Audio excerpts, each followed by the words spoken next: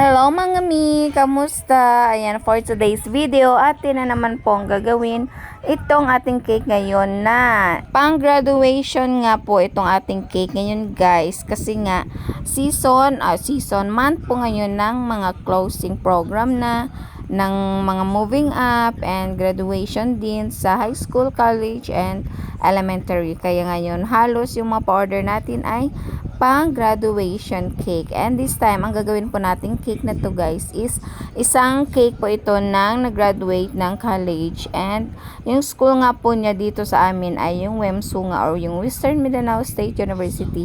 Kaya yung kanyang team po ng cake, ang ginawa niya po or yung kulay na gusto ni client na ilagay natin dito ay similar po dun sa toga ng kanyang Junakis ba yun or pamangkin or whatsoever ganun. Hindi ko kasi alam kung sino po yung graduate dito.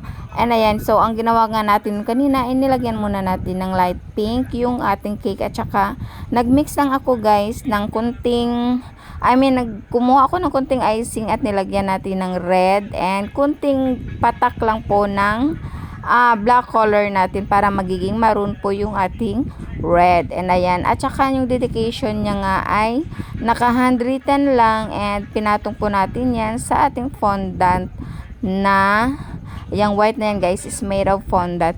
And ayan nga, proceed po tayo sa ating second cake. For our second cake na naman dito guys is ito po yung cake for birthday naman siya. And yung theme nga sabi ni ma'am ay yung golden yellow at saka yung white.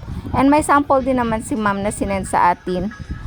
Ay naghingi nga rin pala siya ng naghingi kasi siya sa atin ng design at ito yung ating isa sa mga design na sinend sa kanya at yun na lang din ang kanyang ginaya.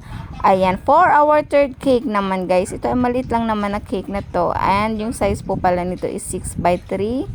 And ayan, yan po ang pinakamaliit ko na size maliban po sa bento. Yan po ang ating maliit na cake na pwede nating i-customize cake. Ayan. And ayan nga, Barbie lang din yung theme. And napakasimple lang naman ang ating design.